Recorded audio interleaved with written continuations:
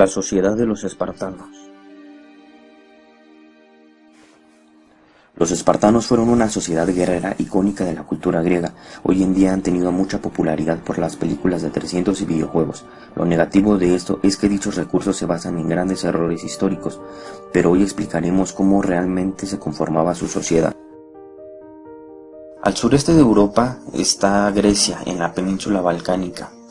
Al sur de esta está la península del Peloponeso, lugar donde encontramos la ciudad de Esparta en la zona de Laconia. Dicha ciudad o polis existe desde épocas anteriores, pero la Esparta icónica y que nos interesa es la que se desarrolla en las épocas arcaica, clásica y helénica, ya que la sociedad y población de estas épocas es muy distinta a la de periodos anteriores.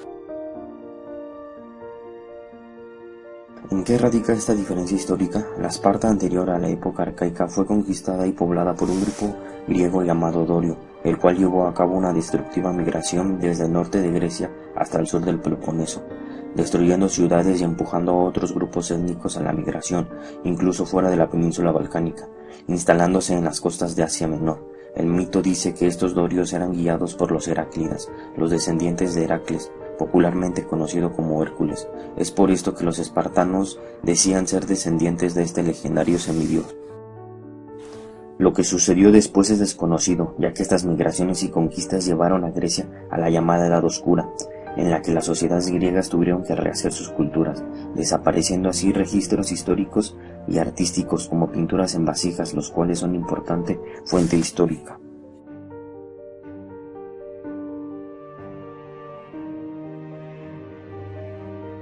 Al terminar este lapso oscuro, inicia la llamada época arcaica, en la cual reaparece la escritura, el arte y organizaciones políticas más complejas. Es en esta época cuando surgen los poemas griegos que relatan los mitos de los dioses, semidioses y guerras como la de Troya.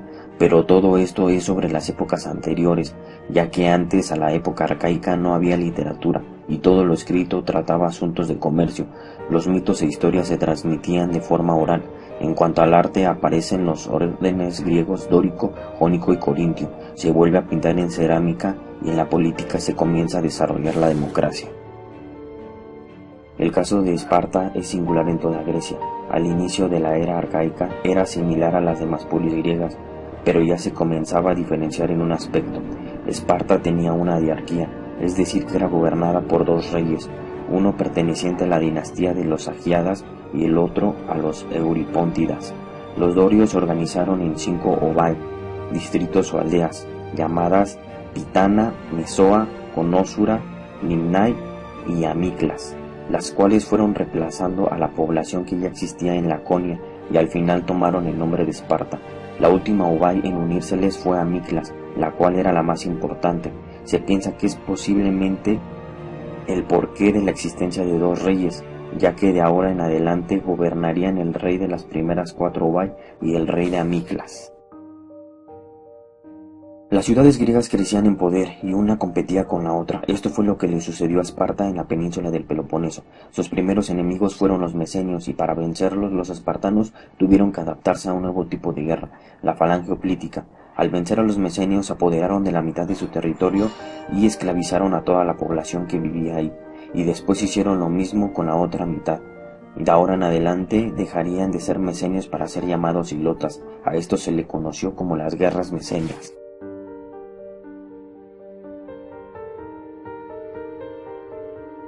Ahora Esparta tenía nuevos problemas, tenía muchos esclavos quienes se podían rebelar en cualquier momento, otras polis amenazando su territorio, espartanos que querían tierras para trabajar y poderse financiar el equipo militar para defender a Esparta, y dos reyes que cada vez cometían más excesos.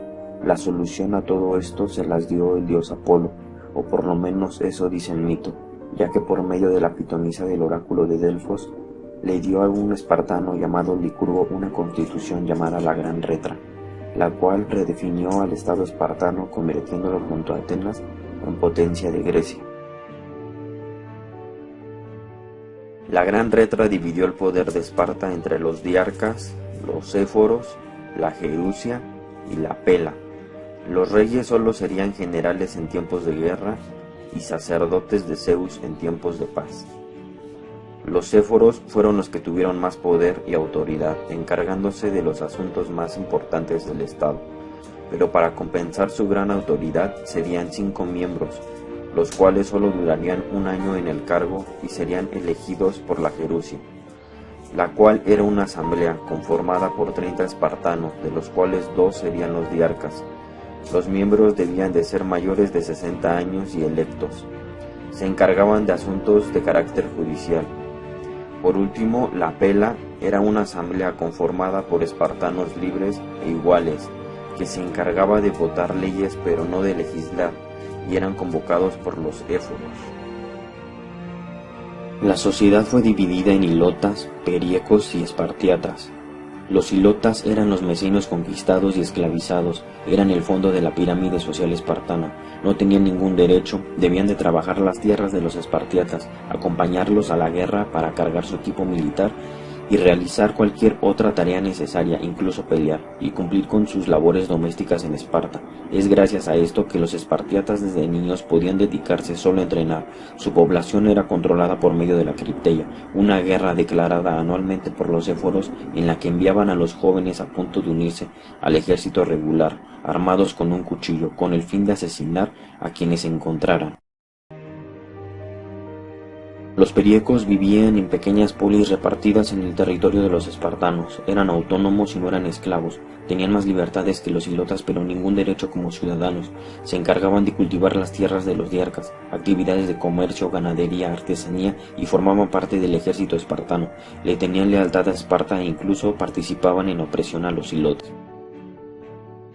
Los espartiatas eran producto de padres espartanos, eran libres e iguales, en griego la palabra era homomoi, debían unirse al ejército, al cual entraban desde los 7 años de edad, empezando en escuelas llamadas agoge, las cuales adiestraban militarmente a los niños espartanos, se les daba una túnica para vestir todo el año, andaban descalzos, los mataban de hambre para obligarlos a robar, pero los azotaban si eran descubiertos. Esto era para que aprendieran a crear estrategias útiles en la guerra. Al llegar a los 20 años eran reconocidos como espartanos y se unían al ejército. Las mujeres por su lado también recibían entrenamiento en combate cuerpo a cuerpo y el uso de armas arrojadizas, ya que debían de cuidar Esparta cuando los hombres salían a la guerra. Tenían más libertad que las demás mujeres griegas, salían a la calle, vestían ropas ligeras para poderse ejercitar y podían escoger a su pareja, pero debían de ser prácticamente violadas, ya que no aceptarían hijos de un hombre más débil que ellas, o pedían a su esposo que llevara a algún amigo digno para embarazarlas. Esto era con el fin de dar luz a espartanos fuertes, y los niños que nacían enfermos o débiles o con alguna deformación eran asesinados. Los soldados griegos eran hoplitas, los más fuertes eran los espartanos. Su equipo militar se componía de un casco de estilo corintio, hecho de bronce que pesaba casi 1 kilogramo. Coraza de linotórax, era la coraza que lo protegía de los hombros a la cintura, se hacía con capas de lino prensado, protegía contra cortes pero no contra ataques punzocortantes directos. Las grebas eran espinilleras que cubrían desde el tobillo hasta la rodilla, hechas de bronce. La capa roja era icónica de los espartanos, junto con la túnica que usaban debajo del linotórax, eran rojas para que el enemigo no los pudiera ver sangrar. Lanza, esta medía 2 metros 40 centímetros. Tenía 5 centímetros de grosor. El oplón era un escudo redondo de 100 centímetros de diámetro. Espada sífox, de hierro y doble filo, corta para combate cerrado, era el arma secundaria del hoplita espartano. Los demás griegos usaban una espada más larga. La lanza era el arma primaria del espartano. Tenía 2 puntas, una para matar al enemigo de frente y la otra para rematar a los que estaban en el suelo. El oplón era la herramienta principal, ya que por su tamaño brindaba más protección, no solo personal sino al compañero de la izquierda. Peleaban en una formación cerrada llamada falange, hacían una pared de escudos que los protegían mientras con sus lanzas atravesaban al enemigo. El oplón protegía al compañero de al lado y los de atrás se empujaban para seguir avanzando. Con las lanzas podían atacar 3 filas al mismo tiempo. Este tipo de guerra era eficiente y tenía un valor ideológico. Los espartanos tenían un dicho que decía: puedes tirar el casco que solo a ti te protege, pero nunca tu escudo que protege a tu compañero. Estos espartanos desde niños dejaban su hogar y su familia era reemplazada por sus compañeros. Eran hermanos de armas y familia literalmente, espartanos iguales entre sí En una falange espartana se reflejaba la ideología de la polis. Eso hacía temible al ejército espartano. Los demás ejércitos griegos no eran profesionales, eran gente común que tomaba las armas cuando había guerra, y entre ellos habían diferencias sociales grandes. Y los espartanos eran unidos y solo se dedicaban a entrenar para la guerra. Durante el combate no se debía de romper la falange, y si algún espartano la rompía, era castigado severamente, ya que ponía en riesgo la vida de sus compañeros. La decadencia de Esparta. Esta se debe principalmente al declive demográfico y a la opulencia. Al pasar de los años, la población espartana vio disminuido su número de forma considerable, esto debido a varios factores. El infanticidio, varios bebés eran asesinados por nacer enfermos, débiles o discapacitados. La agoge, la educación espartana era tan brutal que muchos niños morían en el proceso. Las constantes guerras que seguían disminuyendo el número de espartiatas, y un terremoto en el año 465 a.C. que se llevó la vida de muchos ciudadanos. La ciudadanía. El rey Agis IV en el año 243 a.C. propuso darle ciudadanía a periecos y cualquier otro capaz de someterse al entrenamiento espartano, pero fue ejecutado por el otro diarca Leónidas. Irónicamente, su hijo Clómenes III retomó las propuestas de Agis. La opulencia fue otro factor de decadencia para la polis espartana. Después de vencer a Atenas en las guerras del Peloponeso, Esparta se apoderó de Grecia, y con esto llegó mucha riqueza a la polis. Antes los espartanos tenían prohibido tener riquezas, el Estado les daba casa, tierra y esclavos, ya que la riqueza crearía desigualdades sociales, rompiendo el equilibrio creado por la gran reta. Y así sucedió, aparecieron espartanos ricos y pobres, acabando con la agoge, la igualdad y demás costumbres de austeridad espartana. Las reformas de Agis y Clómenes también atacaban estas conductas, tratando de volver a prohibir la riqueza, repartir tierras, aceptar nuevos ciudadanos, recuperar la educación espartana, pero la nueva aristocracia se oponía. Después de vencer a Atenas, los síntomas de su decadencia se hicieron más presentes. No pudieron contra los tebanos ni contra los macedonios, y su mejorada falange macedónica, con la que Alejandro Magno emprendería sus conquistas. En tiempos de Clómenes mucho tiempo ya había pasado. Aún así logró darle un nuevo aire a Esparta, pero ya era demasiado tarde. Ahora Roma conquistaba Grecia. La leyenda de Esparta. Los espartanos se volvieron leyenda desde su misma época. Eran vistos como superiores por los mismos griegos. Roma retomó aspectos de su sociedad, principalmente en la guerra, y sus historiadores gustaban de escribir sobre Esparta. En la Edad Media, su sociedad de austeridad fue interpretada por el cristianismo como espiritualidad divina, al grado de considerar a Licurgo como un enviado de Dios para enseñar a los antiguos valores cristianos. En la Edad Moderna, Maquiavelo ve el sistema espartano como ejemplo del buen funcionamiento de una sociedad gobernada por los mejores. Ilustrados la ven como ejemplo del reparto agrario, igualdad y justicia social, pero parece que ignoraron la esclavitud de la sociedad espartana. Los nazis la vieron como ejemplo del totalitarismo y la eugenesia.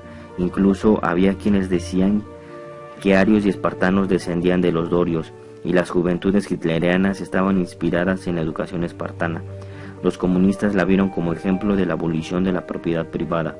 Nietzsche consideró la filosofía espartana para su idea del superhombre, y desde los años 50 se toma como emblema de resistencia de las democracias occidentales contra Oriente, primero contra los soviéticos durante la Guerra Fría y ahora contra los musulmanes.